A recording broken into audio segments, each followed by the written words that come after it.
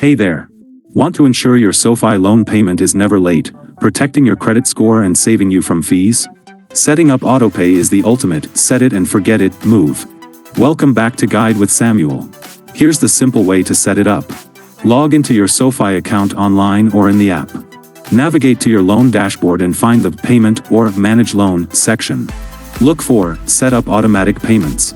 You'll link your SoFi Money account or an external bank account, choose your payment date, and confirm. You can usually choose between paying the minimum or a fixed amount each month. My crucial pro tip?